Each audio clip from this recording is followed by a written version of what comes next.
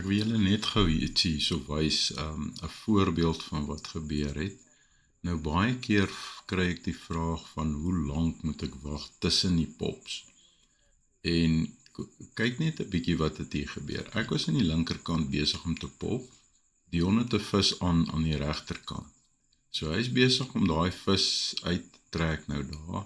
Ek wil net vir julle wys wanneer was die laaste keer wat ek gepop het voor ek hom gaan help het om daai vis te land.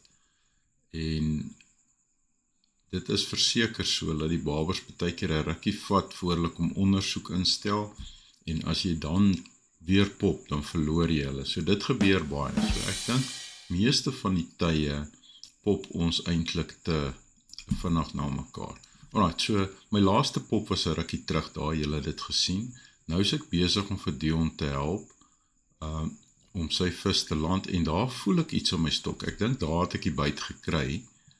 So julle kan sien hoe lang tyd het verloop tussen die tyd wat ek laas gepop het en wanneer die byt gekom het. Nou ja, mense nie altyd so lank wag nie.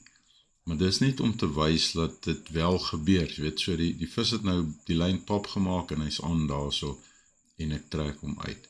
Maar wat ek vir julle kan sê is, as jy bang is jy pop te vinnig agter mekaar, wag eerder 'n rukkie.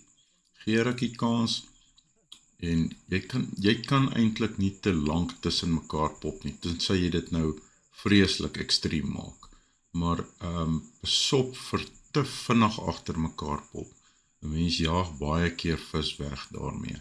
Ek hoop hierdie help, forward dit vir iemand wat dit ook dalk kan help, en ons gesels weer volgende keer. Bye bye.